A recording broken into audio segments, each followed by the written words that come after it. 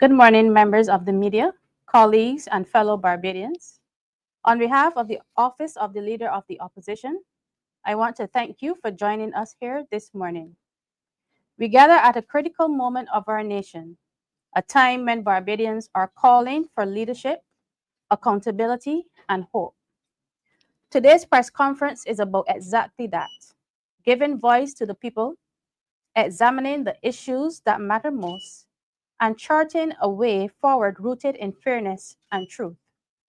We are pleased to have with us a distinguished panel of speakers who will each share their perspectives on the challenges facing our country. First, the Honorable Ralph Thorne, QC MP, Leader of the Opposition, a strong and principled voice for the people of Barbados. His leadership continues to highlight the need for honesty, compassion, and accountability in public life. Also joining us is Mr. Corey Greenwich, the candidate for Christchurch South, an attorney at law and advocate for justice and good governance. And finally, Maxine McLean, the former Minister of Foreign Trade and Foreign Affairs, who has represented Barbados with distinction on the regional and international stage and continues to contribute valuable insight on national development and governance. At this time, it is my pleasure to invite the Leader of the Opposition, Mr. Ralph Thorne, to deliver his opening statement. Thank you. Thank you, Ms. Howard. And good morning to Barbadians here and in the diaspora. Good morning to all persons. Good morning to the media. We're extremely pleased always to have you at these events. Ours this morning is a response to the initiative taken by the Prime Minister of Barbados this week, in which she announced that from October 1st, 2025, there will be free movement into Barbados by persons, including nationals of CARICOM. We want to respond to that. We must respond to it as an opposition party to express what is, in fact, the real position, certainly in law, and we will comment on the politics and the economics of it as well. I'd begin by saying that the integration effort and the regionalist enterprise is nothing new. Indeed, it has come from persons other than politicians. Indeed, in the next 3 years, in 1928, this region will celebrate 100 years of West Indies cricket, an initiative in which cricketers decided to join their efforts regionally and to play as a West Indies cricket team. So that the early years of regionalism has not been a political enterprise. It has been a cultural enterprise expressed through cricket. After cricket, we've also had academic regionalism. The University of the West Indies, which we all know, and I'm proud to say that all three of us here are beneficiaries of that regionalist academic enterprise, and we are so proud of that institution, Maxine and Corey. And really, it is the University of the West Indies that has placed us here this morning. Apart from UWI and cricket, there has been the arts, culture, music. This region has been joined by calypso. This region has been joined by reggae. This region has been joined, in a sense, by dance as well. And I say all of that to say that the regionalist enterprise has not always been a political enterprise. Indeed, I pause and reflect on the eminent Jamaican political economist, George Beckford, who said that the people of the Caribbean have long been integrated. It is just that politicians don't know. And that is an interesting statement, and indeed that reflects the reality of the regionalist experiment, if I may use the word experiment, that it did not begin with politicians. One of the enterprises that was political in its nature was the 1958 to 62 federal experiment. And I use the word experiment. When you use the word experiment, there is the connotation that it may fail or it may succeed.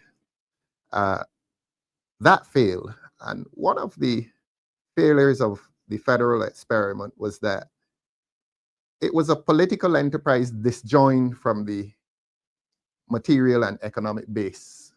You really were not going to have a successful federal parliament that did not also embrace the economy. And therefore, that exercise failed in 1962, except that one decade later, the leaders of the Caribbean, the prominent leaders of the Caribbean, decided to pursue regionalism and to embrace the material base, the material and economic base, and therefore you would have had the birth of CARIFTA, the Caribbean Free Trade Association, of which Barbados was an integral part and a very important part. That transfigured itself then into CARICOM. I'm going to move quickly here. That transfigured itself into CARICOM, which embraced a number of countries, and just about all of the English-speaking Caribbean countries. It's a pity that we use the term English-speaking. That is a way of placing barriers between ourselves, because apart from the issue of language, there is no difference between a man from Guadeloupe and one from Barbados. Really, we are all the products of colonialism, except that some of us are the products of English colonialism and some the products of French colonialism. But one day, the Caribbean will cease to describe ourselves according to a language. We will cease to define ourselves according to a colonialist enterprise. So that, in summary, there are three aspects of regionalism. One, the arts and the sports, the cultural. Indeed, at one point, we sent a regional team to the Olympics. I think that was in the early 1960s. The other aspect is freedom of movement. Now, freedom of movement is very interesting from this point of view. We've had freedom of movement in relation to capital for a long time, in relation to companies. There are companies that for a long time have moved across the Caribbean, and it has not been an issue. But that is the movement of capital. Now, the governments recognize the importance or the phenomenon of the movement of capital. Around 1980, you would have had a lot of these countries passing new companies law legislation, and that companies law legislation would have been harmonized among all of the, well, most of the Caribbean countries. Certainly in Barbados, I think our companies law legislation was around 1982. So you had these governments recognizing and embracing the idea of the movement of capital, the movement of companies across the Caribbean. There was never any great debate, and that is a phenomenon that continues to this day, the freedom of movement of capital across the Caribbean. It becomes problematic for a lot of people when that movement relates itself to people, labor. And people, for some reason, become scared, they become suspicious when labor begins to move. And we've had the movement of labor across these islands for a long, long time. There were parts of Trinidad, there were streets in Trinidad in which you could not find a family that did not have what Trinidadians would have called a foreigner. And certainly here in Barbados, just about every village had either St. Lucian, Vincentian, Dominican, and we would refer to that as the foreigner that lived down the street. So we've had for a long time freedom of movement or movement across the Caribbean, and certainly movement of labor. As I said, it tends to be a problem when that movement relates itself to labor. We want to, at this stage, as a Democratic Labour Party, say that we support the freedom of movement of labor across the Caribbean, and we're firm on that. But in all of these enterprises, the law must still stand for something. And Ms. Motley's initiative this week does not have legal condemnation.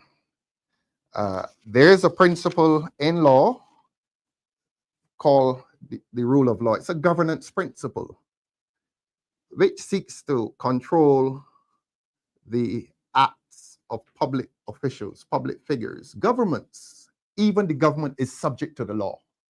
And that principle expresses itself in this thing we call the rule of law. That even a government that thinks it is powerful, even a prime minister that thinks she's powerful, she is subject to law. She is subject to the rule of law, and her powers are limited.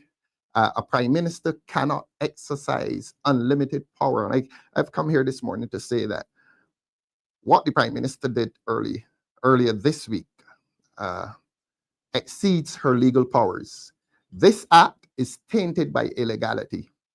And I think the government itself recognizes that, because the very law that is intended to be passed, that is the citizenship bill and the immigration bill, they have gone before they've been laid in Parliament, and they have been referred to a joint select committee. What that means is that in a matter of days or weeks, that committee, that joint select committee of the Parliament, will invite the public to make submissions, to give their opinions as to the law that is intended to govern this initiative. Now, I've invited Mr. Greenwich here, Mr. Comrade Corey Greenwich, to enunciate on the technicalities of that law, so that in a sense he will prepare the public for the submissions that they would wish to make. But I repeat that the Prime Minister's initiative is tainted with illegality. The law does not support what the Prime Minister did this week. What the Prime Minister did was an arbitrary exercise of power. It was a personal political act. The only way in which this becomes legal is if it goes to Parliament. Parliament passes the law to justify and to facilitate and to validate the free movement of these persons as contemplated, and to give persons the right to citizenship.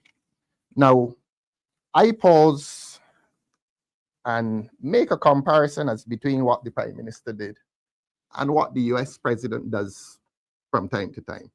There's a concept in the American law in which it is called an executive order. It is a power given to a president to, as he has been doing, passing laws and regulations relating to tariffs, relating to immigration. Now, the executive order in the United States has constitutional condemnation. The Constitution of the United States empowers the President of the United States to exercise this thing called an executive order. And he does that because he is head of state. The President of the United States is the head of state. The Prime Minister of Barbados is not the head of state. The Prime Minister of Barbados is the head of government. But the government is subject to the rule of law.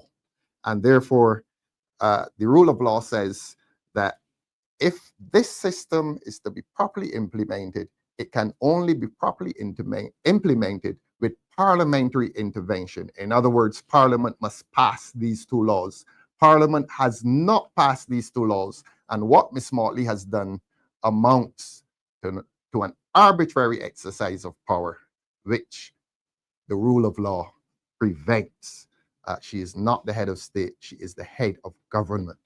And by the rule of law, even the branches of government are limited. And there are two political branches of the government.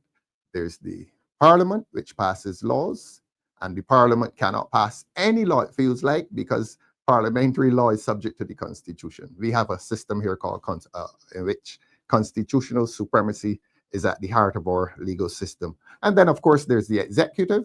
I spoke of the Parliament, which has powers, the executive, which also has powers, and that executive or cabinet and the public service is headed by a prime minister. But the prime minister does not have the power of executive order. The prime minister's powers are limited, and therefore the prime minister cannot legislate.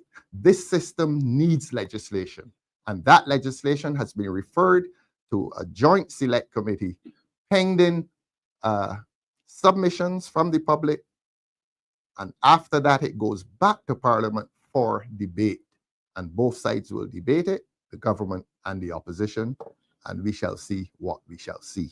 But what the Prime Minister has done really invites legal and political chaos. You have a situation in which a Minister of Home Affairs travels to the airport someday this week to supervise the influx of persons into Barbados. That is no more than a casual visit. that had no legal validity, no legal condonation. That is an ordinary visit that he made up there, and it is worthless in law. These people, if there are any who have traveled in, do not have protection of the law. They do not. The system is not properly in place. 4 prime ministers cannot legislate a system for Barbados. Further to any convention, and a convention, those of us who have studied international law, a convention is a product of international law. And international law does not become the law in Barbados unless it is embraced by the parliament, unless it is incorporated into local or national law. This convention, further to which they have acted, if it is the product of international law, it is not the law of Barbados unless and until the parliament incorporates it. In other words, unless and until parliament passes those 2 laws. That is according to the principle of dualism. International law is not the law of Barbados until the Parliament of Barbados makes it national law. That's the principle of dualism. So that I want to say, and we want to say as a panel here, that what Ms. Motley has done is no more than a political act that is legally and constitutionally worthless. It is tainted with illegality. It has no constitutional foundation. It has no legislative foundation. It is a purely political act, which now exposes those persons who come to challenge. Not only does it expose those persons to challenge, but it renders doubtful all of the government departments that will participate. Whether it is immigration, BRA, they are now on a frolic of the prime ministers. There is no legal, I repeat, there is no legal condemnation to what has been done. As I said, it is an initiative that needs legislative intervention. That legislative intervention has not come. So that with all that, you may ask the question, well, why? Why has this happened? Why the haste? October 1st, what is so important about October 1st? We know for a fact, I'm not going to comment on the other islands, St. Vincent, Dominica, Belize. They can comment for themselves. Their opposition parties can comment for their countries. What we do know for Barbados, however, is that we're on the cusp of an election. Even if we're not on the cusp of that election constitutionally, the government has done and said enough to indicate that there's an election pending for this country. We refer to that because we're not naive. We fully understand that anything and all that the government does is intended as preparation for that election, so that we will reflect the concerns of the citizenry of this country as to whether this government is using this initiative as a matter that pertains to voting. And I'll state it simply. Are these persons who can gain citizenship after a period of 6 months, Comrade Greenwich? After a period of 6 months, is it intended that they will find themselves on the voting list? Because if you give a man or a woman citizenship, the law gives that man or that woman the right to vote. And here is a government, by arbitrary exercise of power, by illegal exercise of power, purporting to give to these persons the right to vote within 6 months after their arrival. We can only conclude that in an election season, this government intends to insert these persons onto the voting list. Because it is illegal. It is purely political. What other motive can there be? Why this haste? Why is the government, why is the prime minister rushing ahead of the parliament of this country? We can only assume that she's rushing ahead of the parliament of this country with political motive in preparation for an election. And we will resist that. We will resist that. We want to therefore appeal to the various government departments, certainly immigration, BRA, and the other departments, to, well, we can't tell them to be disobedient towards the government, but we will tell them what the law is. And we will tell them that these persons come in at this point in time do not have the blessing of the law. Now, this is not an expression of hostility towards these persons, because we recognize earlier in my discourse that movement of labor has been good for this region. Movement of labor has been good for the economies of this region.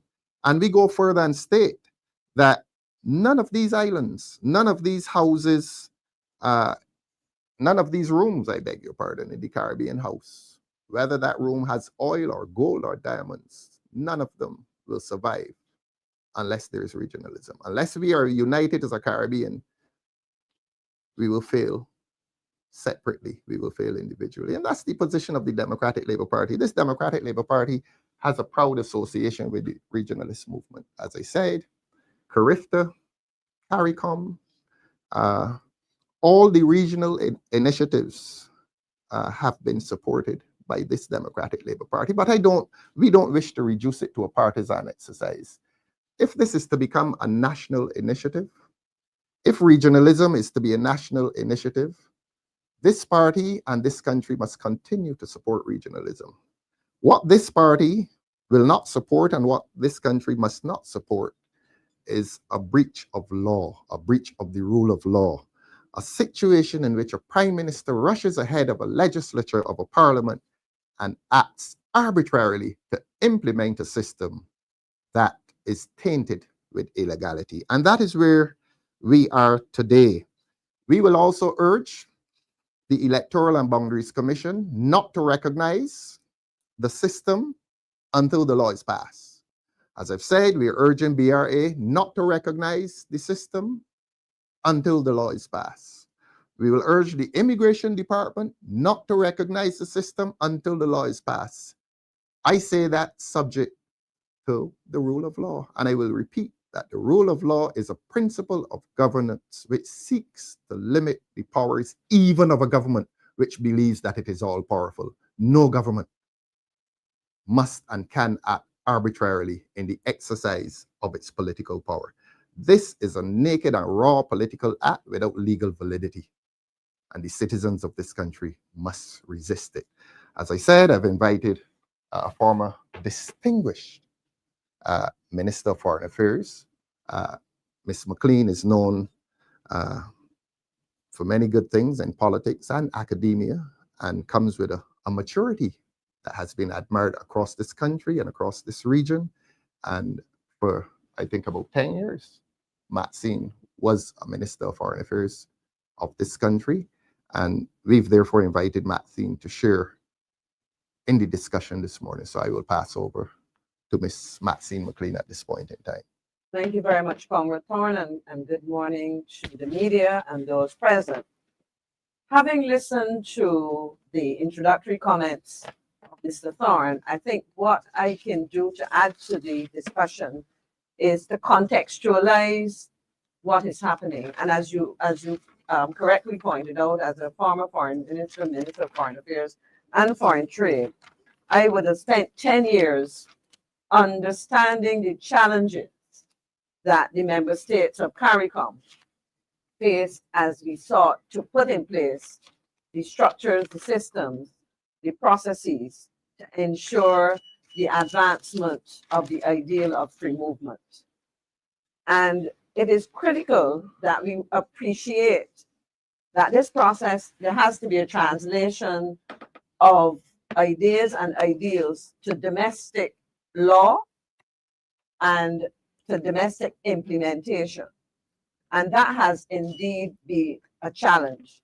As you would appreciate, as we move towards that, there continues to exist what is considered to be, let me use the technical term, functional cooperation.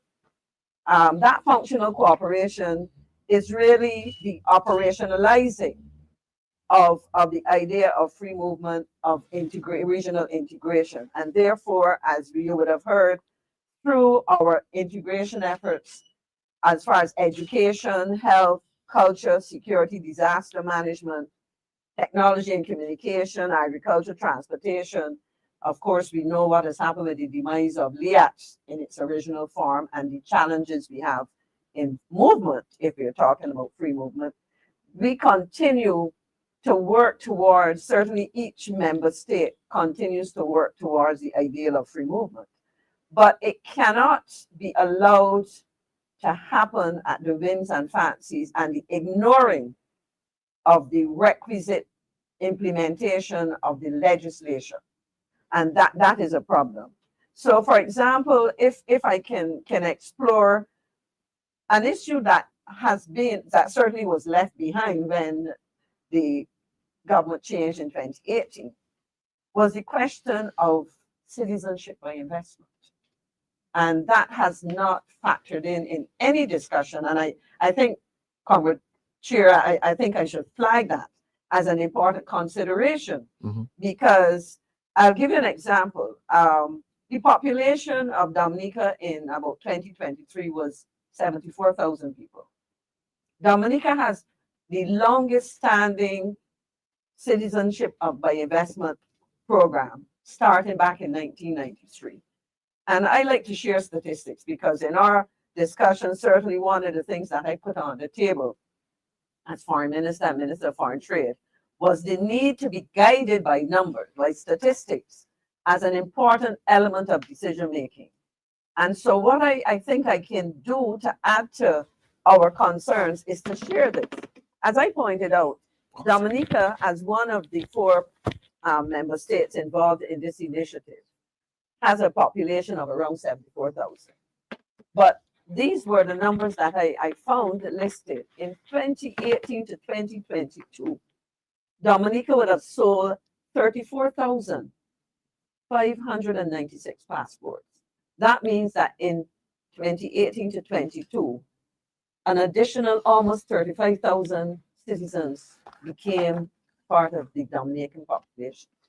In 2023, there were 9,539 according to the report.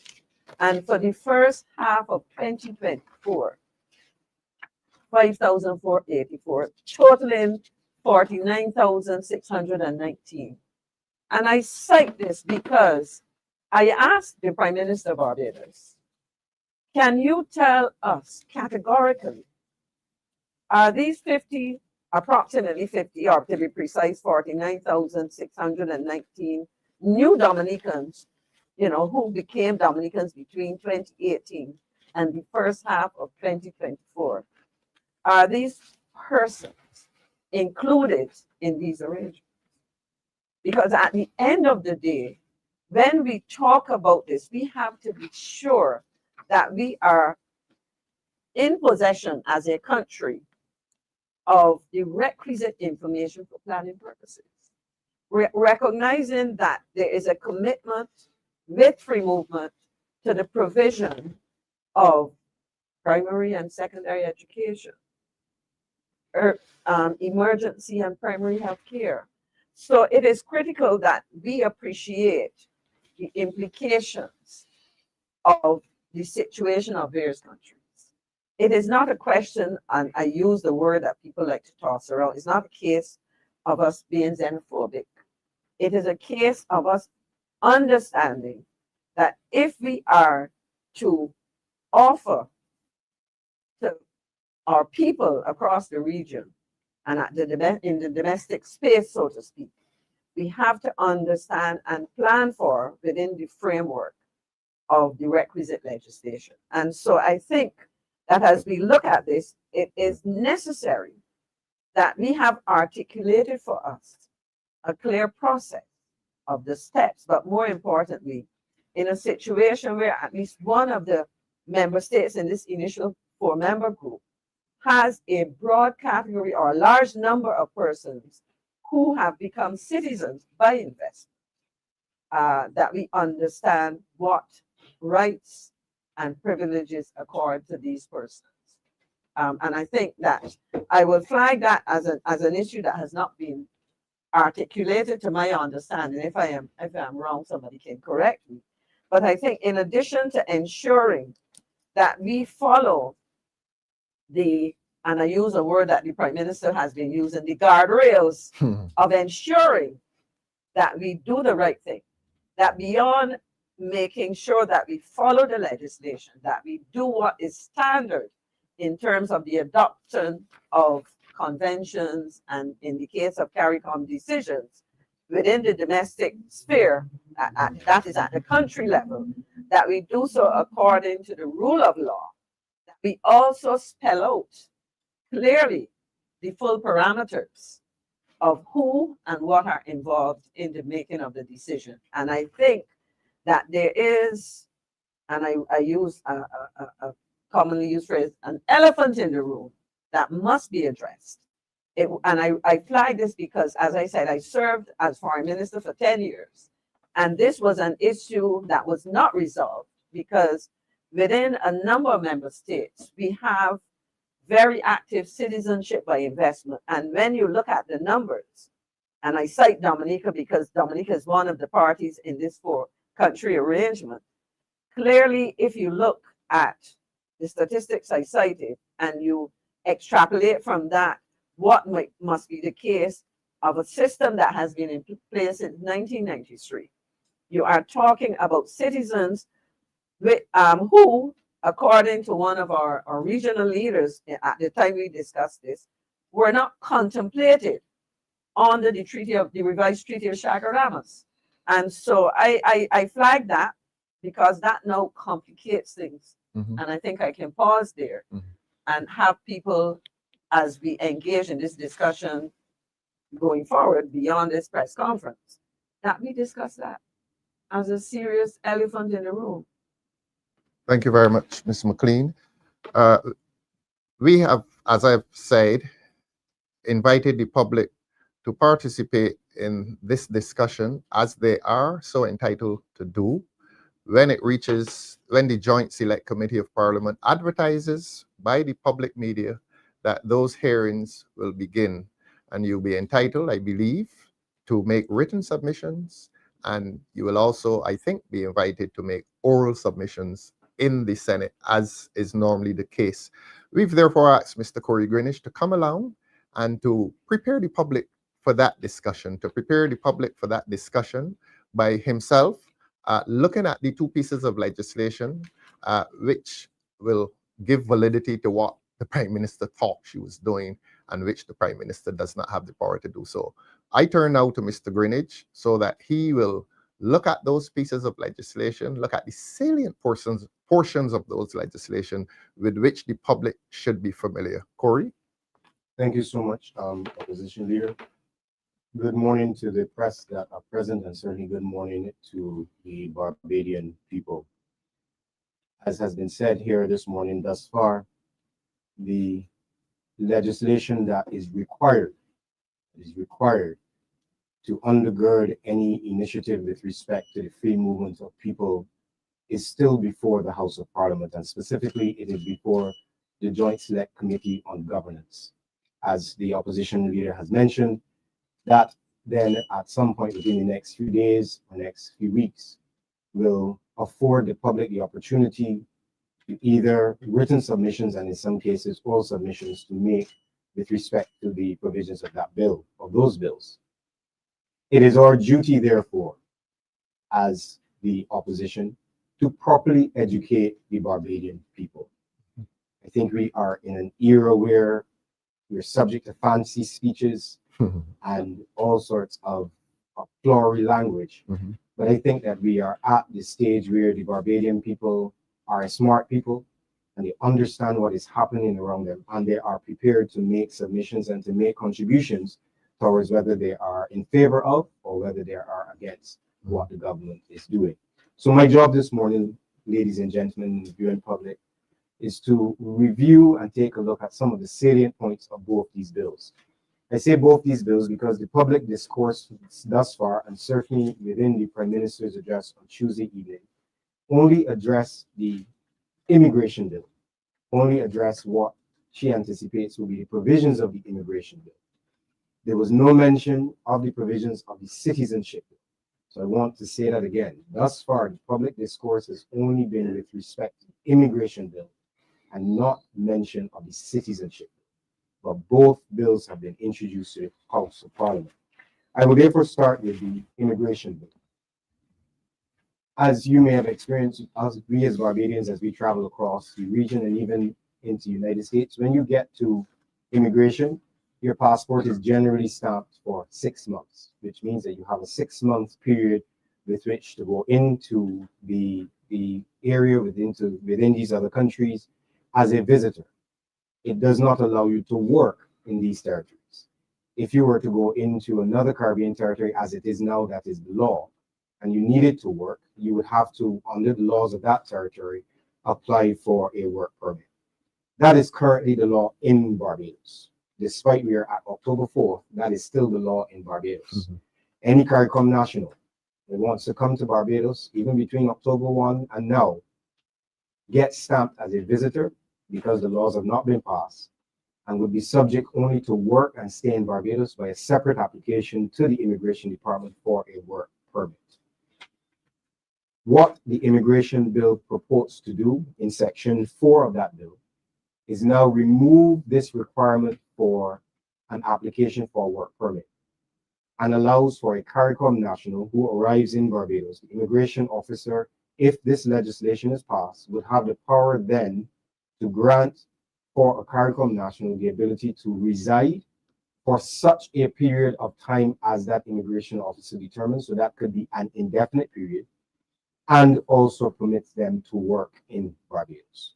So this new piece of legislation would remove this barrier that now exists in the law, and would permit CARICOM nationals to come to Barbados, be able to enter Barbados, reside for an extended or indefinite period of time, or such time as the immigration officer allows, and would be able to work legally in Barbados. This is the essence of free movement. Because Caribbean persons can move freely around the Caribbean, this was a decision of the Caribbean Court of Justice in the Shinique case, where it was established that you have a right to enter based on the revised Treaty of Chaguaramas. This legislation now goes a step further, that you not only now as a CARICOM citizen have the right to enter Barbados, but you have the right to reside for an indefinite period of time, and you may be able to work in Barbados legally. This bill also goes a step further because it also permits persons who are not CARICOM nationals to also enter Barbados in Section 5 of the bill, enter Barbados, and the immigration officer can also grant residency or permanent residency to a person who is not a CARICOM national. So if you are American, if you are from the UK, if you're from Australia, if you're from Afghanistan, it does not matter. The bill then allows you to enter Barbados, and there are criteria by which you can receive permanent residency, which would allow you to reside and work in Barbados. Section 7 of the bill details some of the additional qualifications for a resident who's not a national who's not a CARICOM national to enter Barbados, and these criteria are on a points system. And when this point system, if you are over a certain number of points, as it stands, the bill says if you're over 10 points, Immigration Department can grant you permanent residency in Barbados. On the heels of my comrade Maxine's comments with respect to citizenship by investment, I just want to flag that one of the criteria, one of the parts of the points system by which you are awarded is your financial standing. And points are awarded based on your finances. I'm going to stick a pin there, and I will return a little later in my comments. As a Democratic Labour Party, I want to echo the words of the leader of the opposition, that our position is that we support free movement of people, true free movement of people throughout the Caribbean. What has to happen, however, as Comrade Maxine pointed out, is that this has to be well thought out, full analysis, full consultation, and determine if we are truly ready to have a large influx of immigrant workers in Barbados. Prime Minister says we are ready. During the week, I pointed out on several forums, you have a healthcare system that is under significant stress, where you have long wait times in the accident emergency. Every Barbadian, either directly or have a family member, a mother or grandmother or grandfather who has experienced being in the accident and emergency department for hours on end, and in some cases days. You have a healthcare system that is stretched, where there is aging infrastructure and you have equipment, critical equipment that is not available to even the Barbadian people. So we ask the question again, are we really ready? We have just over a month ago, the forced resignation of the Minister of Housing, where there were so many housing projects that were promised under this government. The Hope project being the first one that comes to mind, where over 10,000 houses were promised, and they barely have raised a couple of hundred, I believe, and $60 million have been spent. So therefore, there is a housing situation in Barbados for low and middle income persons that this government has been unable to resolve. I ask again, are we truly ready? I do not need to be an expert in labor relations to tell you that as myself and other candidates of the Democratic Labour Party, and certainly the leader of the opposition, when we move around Barbados and we have the opportunity to speak to constituents, to voters, we are not short of comments where young people, one of the first things they say is that we need employment. Now, the employment numbers at the fourth quarter of 2024 reported by the central bank were below pre-pandemic point, will be just by pre-pandemic rates at 7.7%. And then for the first quarter of 2025, it was reported at 6.3% unemployment rate. Now, this is a good employment rate, but what we want to inform the Barbadian people that a low employment rate can also exist when there's underemployment and a dearth in terms of skill sets meeting the jobs. You have a situation where the office of the government reported 5.4 thousand persons that were underemployed in 2023. And if you extrapolate that to a labor force of just about 123,000 in Barbados, that means that you have 4.4 persons that are underemployed in Barbados. So I repeat, while we can have a good rate of unemployment in Barbados, that can exist with other issues that when you hold up the hood or you look a little deeper, you can see that there are other issues with employment in Barbados. So now you have an influx of migrant workers. You increase the competition that is available for jobs in Barbados. And I ask the question again, are we truly ready? It would be remiss of me if I did not echo the comments of the Minister of Home Affairs when questioned about this at his own branch meeting, and was able to say so glibly to university graduates, oh, you can just go and get a job in St. Vincent and Grenadines. That's not what free movement of people around the Caribbean is all about. We here in Barbados expect that a government would have policies that are able to give university graduates the option if they want to work in Barbados or if they want to emigrate to other Caribbean countries. It should not be that Plan B has now become Plan A. I ask again, are we truly ready? I want to quote the Prime Minister in her address on Tuesday evening, and I quote, "Information calms the spirit." Information calms the spirit. My contention this morning to the Barbadian people is if you have not gotten all of the information, however, is that calming spirit really lowering you into a false sense of security? On the backdrop of that, I want to discuss the citizenship bill, because in the address, 32 minutes to the nation on Tuesday evening, there was no reference to the provisions of the citizenship bill, and I want to look at those now. The merits of the free movement of people is grounded in the idea that Barbados has an aging population and a falling birth rate. That means that your labor force, with those two metrics, your labor force is shrinking. So the thrust behind this new initiative is that we need to shore up the labor force. We need to increase productivity, increase the gross domestic product. We need to increase the contributions to the NIS and increase the contributions to the tax base. That is all a good measures. That is all a good reason to have free movement of people.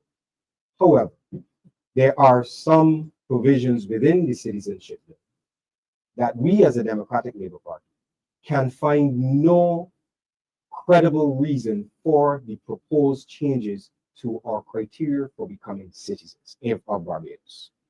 First and foremost, within Section 3 of the Immigration Bill, nationals of CARICOM can now come to Barbados and having resided in Barbados for only 6 months within the preceding 2 years of their application can become a citizen of Barbados if this legislation passes.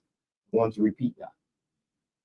A CARICOM national who comes to Barbados, even as a migrant worker, who resides and work in Barbados for just 6 months within the preceding 2 years of the application for citizenship can become a citizen. That is now compared with the existing law, where in Barbados, in order to become a citizen, you need to be in Barbados for at least 5 years within a 7-year span prior to the application for citizenship. This is in line with all of the other Caribbean countries, where in Trinidad and Tobago, it's the same thing, a 5-year stay within a 7-year period. In Jamaica, it's 4 years. In Guyana, it's 5 years within a 7-year period. And even within those legislations across the Caribbean, you need to demonstrate that you had 12 months prior to your application that there was no break in your residency. So Barbadians, I want you to understand the drastic change that the Citizenship Bill is making. We are moving from a law, or we are proposing to move from a law which requires that CARICOM nationals need to reside in Barbados for at least 5 years within a 7-year period in order to apply for citizenship. The proposed bill goes a bit further. It is now extended not just to CARICOM nationals, but to citizens of any other country who come, reside, and work in Barbados, now can apply for citizenship just after 9 months within a 3-year period of being in Barbados. That's 9 months for any citizen across the world. This bill proposes to drastically change the criteria by which persons can become citizens of Barbados, from what is a standard 5 years across the Caribbean to a mere 6 months. We as the Democratic Labour Party have been unable to find any good reason for the implementation of such a measure. And the Prime Minister has not offered any reason. Actually, the Prime Minister has not addressed the citizenship bill at all. I want to point out one other piece of legislation, and that is the legislation that governs our voting rights in Barbados, and that is called the Representation of the People Act. In that act, the criteria by which you can vote in Barbados, and I want to be very clear about this morning because there has been some public discourse and some public confusion. There are only 2 criteria by which you are allowed to be registered as a voter in Barbados. 1, you must be a citizen of Barbados. And as the present law has it, if you have permanent residency, you must be in Barbados for a minimum of 3 years. And you must demonstrate that you have been living in the constituency within the preceding 3 months before your application. Only through 2 ways that you can be registered as a voter. I say that to say because there has been some public discourse that once you have an ID card, the Trident ID card, you can vote. I want to be clear, that is not the law. The Trident ID card itself does not entitle you or anyone that has come into Barbados to be on the register of voters. I want to say that again. The Trident ID card itself does not entitle you to be on the register of voters. For example, as is the law now, you can have persons who have come in, have applied for work permits, whether long-term work permits or short-term work permits.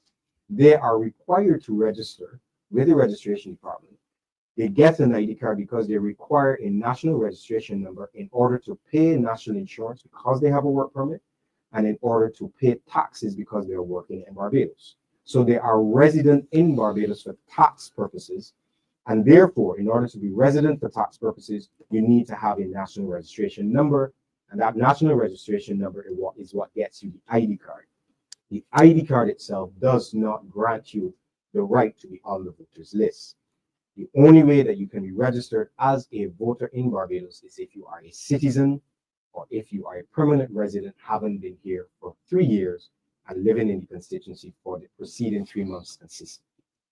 Now we need to connect all of those dots, since the Prime Minister has failed to give any reason why there is this drastic change in citizenship. I want to propose to the Barbadian people this morning that an amendment to the Representation of the People's Act would have been too obvious. Instead, what you have done, or what this government has proposed to do in these 2 bills, is to open the floodgates to allow immigrant workers underneath the free movement of people to come and reside in Barbados, and have now simultaneously proposed to drop the requirement for citizenship to just 6 months. What this means, my fellow Barbadians, is that all of these immigrant workers within 6 months of being in Barbados, once this bill is passed, will be entitled to register to apply, I beg your pardon, for citizenship. And once that citizenship is granted, then they have now fallen into the first criteria of being eligible to be on the voters list. I want to connect those dots very carefully. You have the free movement of people, where immigrant workers are now allowed to come in Barbados indefinitely and work in Barbados indefinitely. And having been here for a mere 6 months, they are now eligible to apply to be citizens of Barbados, and then be eligible to go on the voters list. Those that have entered on October 1st, this is not the law as yet. So there's no retroactive movement. When the law passed, I believe that is when the 6 months will start. But this now opens the floodgates for a government that is going to have an influx of voters on our voters list. This is not innuendo. This is not hyperbole. This is what is represented within the pages of these proposed bills. I think once the public has an opportunity to make comments, or to write in, or to have oral presentations before the Parliament, the question needs to be asked: why is there a need for such a drastic reduction in the qualifications to become a citizen of Barbados? One very prominent political analyst within the newspaper during this week and on the CBC News, I think, said the quiet thing out loud. He actually said, based on his studies within Antigua and Barbuda, because of their citizenship requirements, there was an influx of persons into that country. And by his analysis, this is not us saying so, this is a prominent political analyst, has admitted that it is likely that a huge influx of migrants who are allowed to be on the voters list are likely to vote for the ruling party who have given them residency at that time. I will go a step further to say that an influx of immigrant workers throughout the Caribbean and an influx of permanent residents from across the world are also likely to repose their vote into persons who are popular across the Caribbean and have international status. We need to ask the critical questions. Why is the citizenship bill being brought to Parliament? Why are the criteria for being a citizen of Barbados being dropped from 5 years all the way down to 6 months in the instance of CARICOM nationals and 9 months in the instance of other nationals? I will make one final point before I hand back over to the leader of the opposition. Comrade Maxine, in her discourse, made a very, very critical analysis of citizens, some 34,000 plus within Dominica, that have acquired citizenship by investment. The Prime Minister, in a previous address, made it very clear, and I will quote her: "We will not sell citizenship." But I have combed through this legislation, and the Prime Minister is correct. There is no citizenship by investment in any of this legislation. But sometimes you have to connect the dots beyond what is on the surface. Remember, I mentioned I will stick a pin where you have permanent residency that can be awarded to international citizens through their financial standing.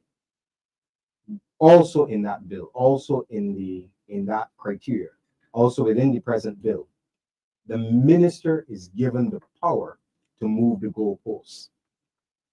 In section 7 of the bill, the minister has the power to apply regulations to change the standard or to move the point system as the minister desires. So if I connect the dots and you have persons who are getting points for having high net worth individuals that are getting points, a minister of government then has the autonomy and has the discretion to move the point system. One would say that you have now opened up, or you remove the guardrails, Comrade Maxine, for a minister at the women fancy of a minister to allow persons with high net worth to have an advantage to come into Barbados. And then you add that to the citizenship bill, then they can have citizenship within 9 months. I believe that these are critical questions that have to be asked of this government. Our job here this morning is to educate the persons. And I believe at this time we will give an opportunity for the press to ask any questions. But I thank you for the time, Comrade. Most welcome.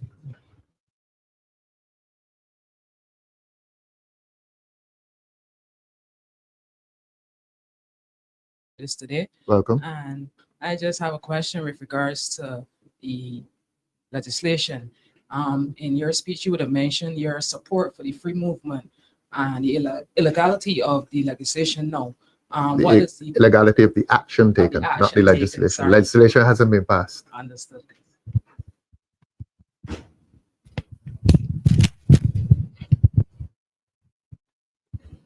Correct. What does the party itself propose to, achieve both of these targets, the legality of the bill itself and, to merge the free movement together?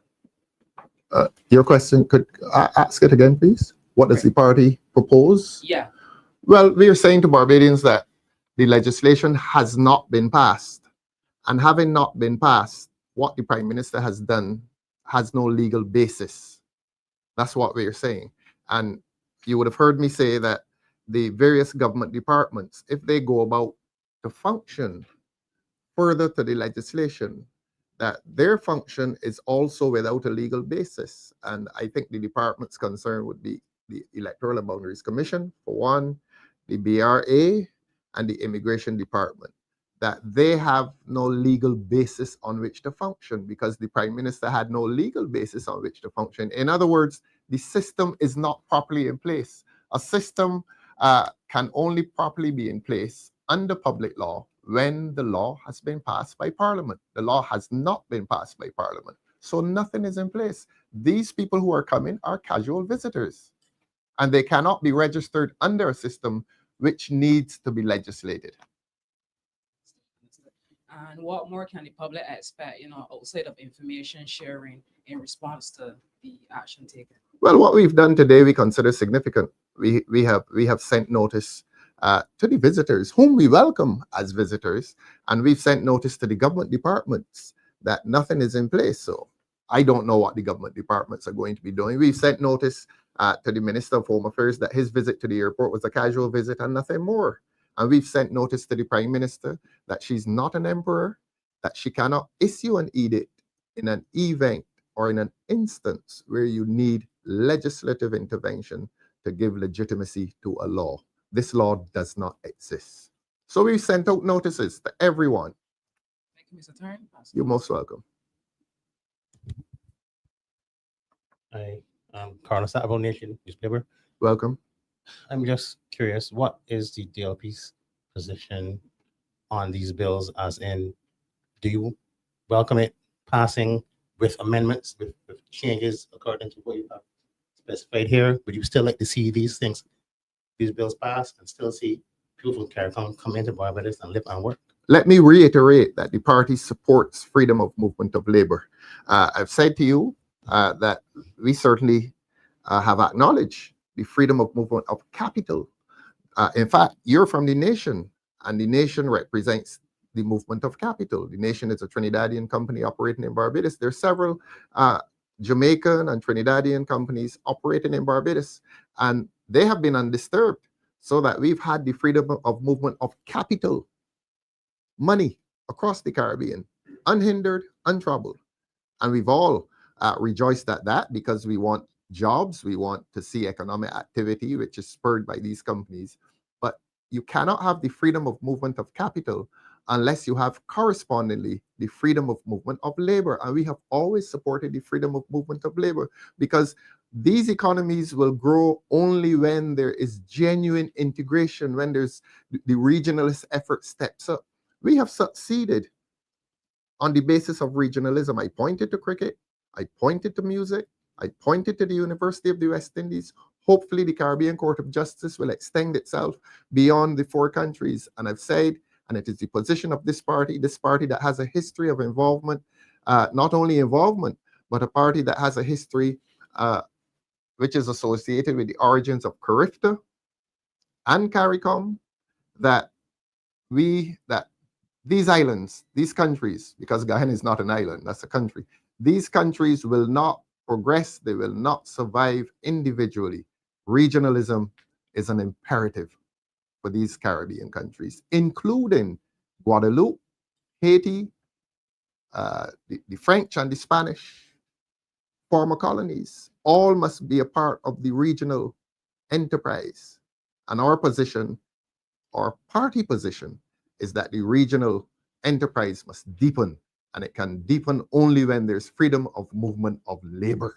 So that we support the initiative, but we cannot support it at this stage unless our sovereign parliament is given the opportunity to behave like a sovereign parliament, to pass law, and to pass law in accordance with the rule of law. And I've said that the rule of law is a principle of governance which seeks to control all public officials, including the government, because you cannot have anarchy in a country, you cannot have chaos in a country, and no public figure, including the Prime Minister, has the power to act arbitrarily. What you saw this week on October the 1st is an arbitrary exercise of power by the Prime Minister. The Prime Minister is not the Parliament, and we have to reiterate that. We have to emphasize that point, that we are governed by a constitution, not by a Prime Minister, not by a cabinet. We are governed by a constitution, and the constitution of our country says that it embraces the principle of the rule of law.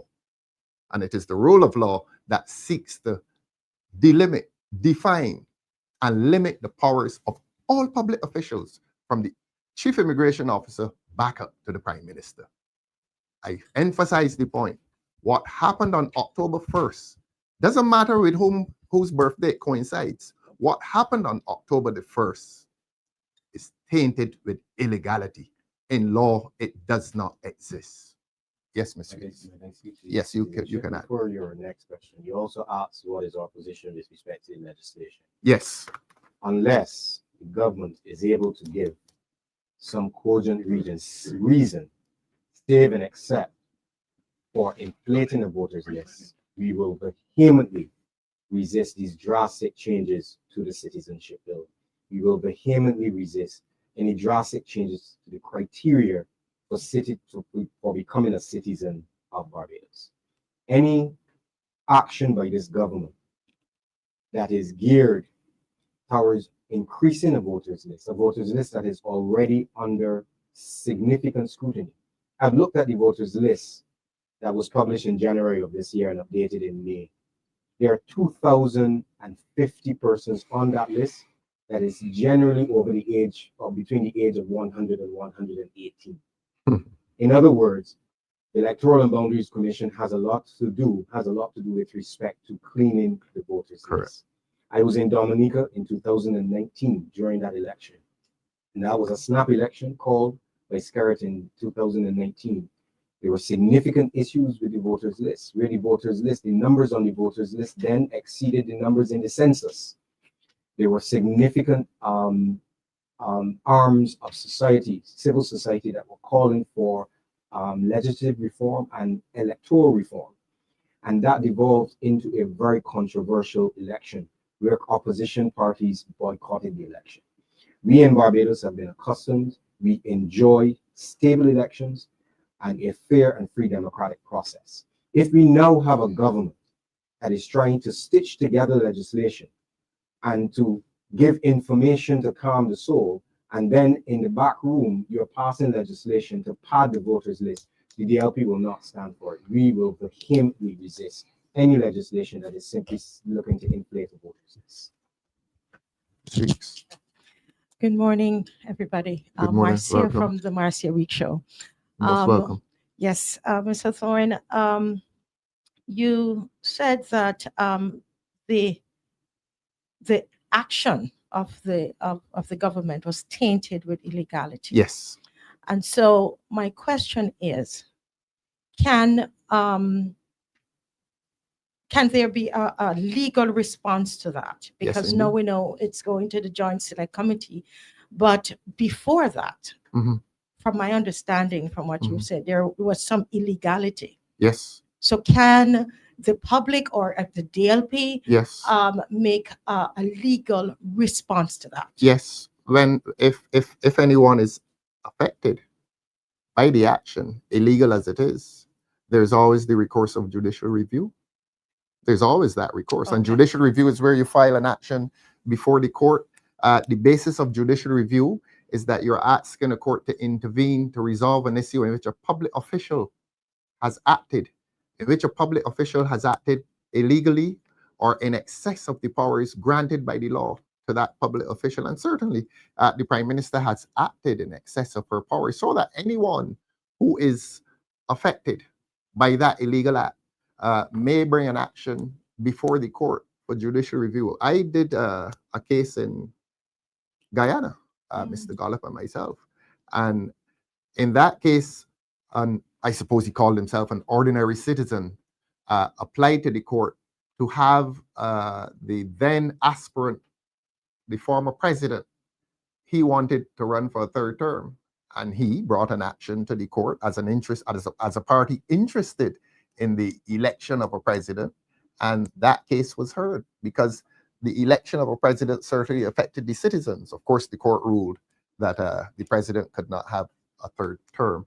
So yes, Ms. Weeks, the answer is a citizen who is affected. And there are many instances in which citizens Excuse me, can be can you affected. give us an example of, somebody listening could say, probably try to identify with anything you're saying, because I think it's important that we, the citizens, understand that there are things that we can actually do. So can you give us an example of how it could affect a citizen? All right. Well, I will say to you immediately, if there are implications for voting, certainly a political party which is affected by voting patterns can bring an act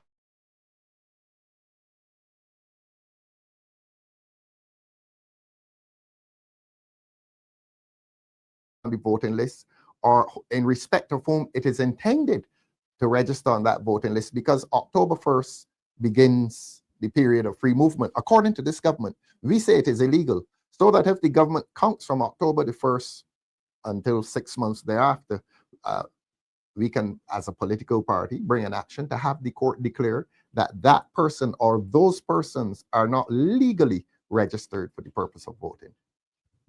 Thank you. Anyone with an interest that is affected, That's how the law functions. The law gives protection to persons who are affected by the acts of public officials, and the Prime Minister certainly is a public official, so that the acts of a Prime Minister, the illegal acts of a Prime Minister, are subject to judicial review. And judicial review means the courts, the intervention of the courts. We'll be inviting the court to intervene, because the powers of a Prime Minister are not superior to the functions of a court or the powers of a court. And that is something we continue to be so concerned about, that the Prime Minister elevates herself above the other branches of the state. The principle here is the separation of powers, that we work in a system in which powers are separated between three arms of the state. The judiciary, as you know, adjudicates on all legal matters. The Parliament passes law, and the Cabinet governs the country from day to day. Not one of those three arms of the state is superior to the other. The only entity that acts with superiority is the Constitution, because all acts of those three arms of the state are subject to the overarching power of the Constitution. Not even the president Yeah, not, the president does not have powers superior to anyone else. The prime minister does not have powers superior to anyone else. This is a case in which the prime minister is exercising power that is superior to that of the parliament. And we want to emphasize the point that the power to pass this law resides exclusively with the parliament. Please, media, understand that the power to pass this law resides exclusively with the parliament. The prime minister's intervention is an illegal intervention. It is an excess. She has exceeded her powers as prime minister. To follow on to that, will the DLP be seeking judicial review? We can't say as yet. We can't say as yet. Look, all of these matters, I suppose the people in this country now become accustomed to dictatorship. This party does not have a dictator. All of our policies are subject to our councils intervening and deciding what is the best course. I can't sit here. I don't sit here and speak with dictatorial power. If that is happening with the government, well, so be it. But we don't function like that. And we happen to know that, look, when we did the telecommunications bill, I protested against aspects of it. And on her feet in Parliament, the Prime Minister suggested an amendment. And it was amended. And I asked the Speaker of the House, but the Cabinet met. And the change was made based on the Prime Minister's speech.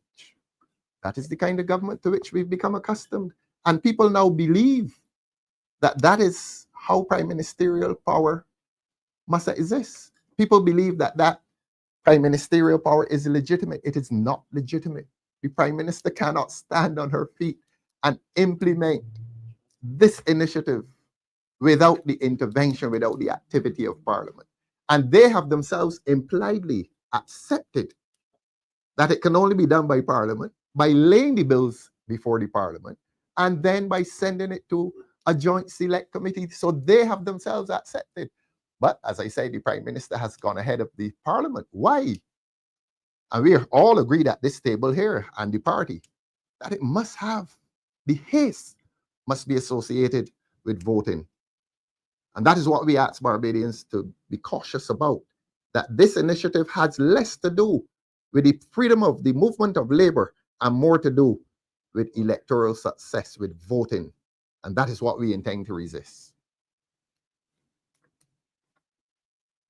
And again, we're going to ask Barbadians to participate fully in the exercise when it comes before the public, to write their submissions. Certainly, this party makes itself available to draft those submissions for members of the public who are interested. This party will offer that expertise. We are not short on lawyers.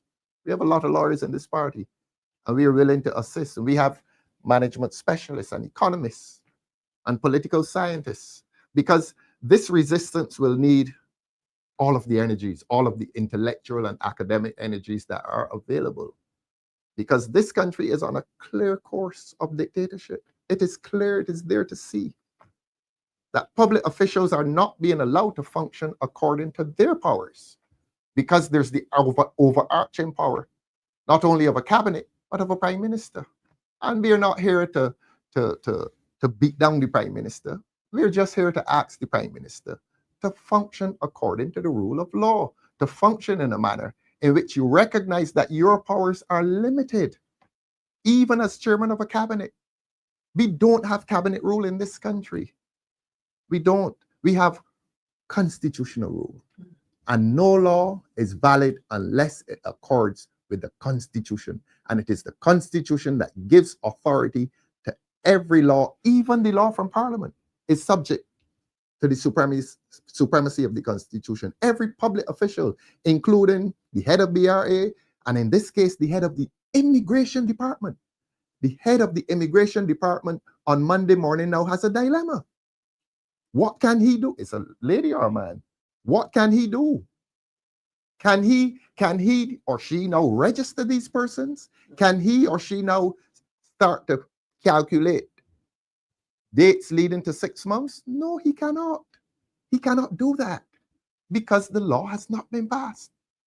So we are going to caution the chief immigration officer not to function in excess or in breach of the law. If the Prime Minister is in breach of the law, please allow the Prime Minister to be alone in breaching the law. But we're asking the government departments not to contribute to the breach of law that has been committed this week. One of the concerns you mentioned was the inflation of the voters list. Mhm. Outside of this, are there any other specific concerns you have with regards to the drastic changes in the citizenship bill? No, I think that's the major concern. All of the mechanisms in terms of all of the reasons why free movement of people is part and parcel of the revised Treaty of Chaguaramas, and why we are in support of it is because of the labor, all of the reasons that we've said before. What we cannot find is a reason why you need to reduce the requirement for citizenship down to 6 months. That would be a complete outlier to all of the other Caribbean countries.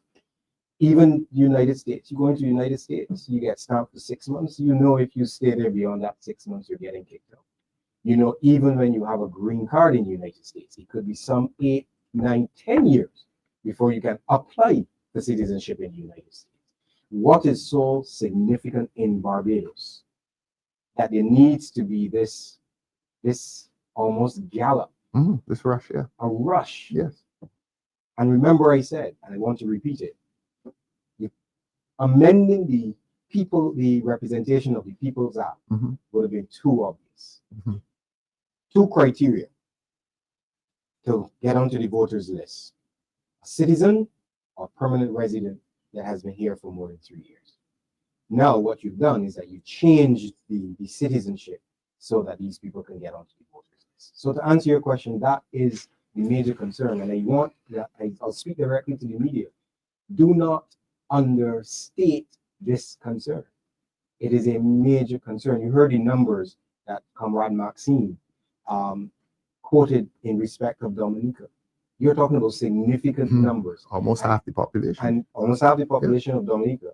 And when you even go back to the article of the popular political analyst who said the quiet thing out loud, I suspect he will regret this article in months to come. When you look at he even went down to the granular analysis that even depends where these people are located. So you have a situation where you may have marginal constituencies in Barbados, and you just need to put them there. A few hundred people within the constituency. It is manipulative, it is dishonest, and I will go as far as to say that it has the potential to destabilize our democratic process. I want to say that it has the potential to destabilize our democratic process. And for what reason? So I encourage the public to ask, go on your social media, go on your Twitter, go on Instagram, and ask the Prime Minister to return for another 32 minutes, and in this time, give you all of the information such that your spirits can be calm. And do not leave here unless you understand that we are not being hostile to our neighbors. No. We are embracing our neighbors. Yeah, and we understand, and it is our position that we continue to be interested in regionalism as a means towards prosperity for all of these islands. And we do not support manipulation, electoral manipulation. That is our fear here. And we're not going to criticize the other islands. There's a convention, and we have a Minister of Foreign Affairs, former Minister of Foreign Affairs here. We are not going to intervene by way of criticism into the other islands. They will sort out their business, but we have our business here to sort out. And we are resisting illegality at this point. And while we resist that illegality, let us emphasize that we support regionalism. We support the integration of these islands. We support a system in which these islands will one day become the United States of the Caribbean. The United States of the Caribbean. And if there's any good that the United States has done for the world, it has taught the world how to integrate, because a New Yorker has less in common with a Texan, and a Barbadian has more in common with a Jamaican. Let me repeat that.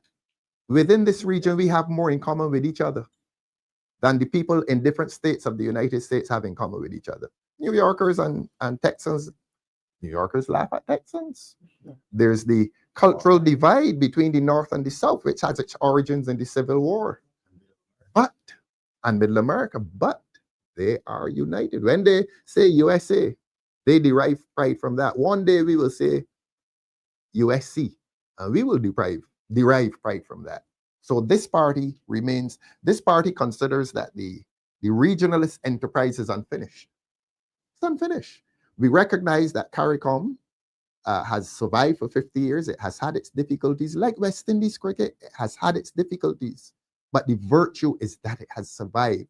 And we want the regional movement to survive. We will do nothing as a party to undermine the regional movement. And this Democratic Labour Party remains committed to regionalism. What we will not support is electoral manipulation in this country. We will not speak for Dominica or about Dominica or Belize or St. Vincent. They will deal with their problems. We have a problem here. We have a problem in which a government acting through a prime minister is acting illegally. We have that problem. That's a local problem. And it is our job and our duty to sensitize Barbadians to what is happening in this country.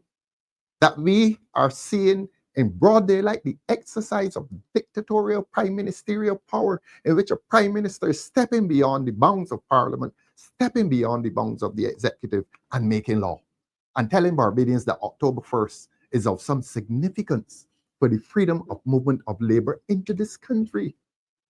It cannot happen. It will not happen, not as long as there is a constitution. I don't want to go on too long, but you know what's the other problem?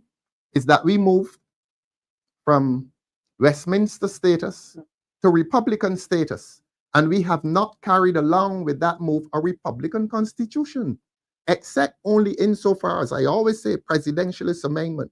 And I want to be clear, we do have a Republican constitution, only with the amendment that turned the Governor General into a president, a local.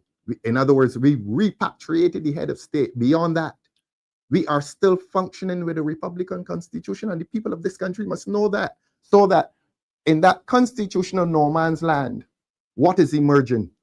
Prime ministerial dictatorship. Prime ministerial dictatorship. 4 years later, media, you have had a transition to Republican status, and this country has not transitioned to a Republican constitution. And the consequence has been, and this is not my imagination, this is fact, this is reality. You're seeing it with what is happening in this country now. That in that state, in that constitutional conundrum, the emergence of prime ministerial dictatorship. This is again evidence of the emergence of prime ministerial dictatorship. And the people in this country had better understand that. We don't say that because it sounds pretty.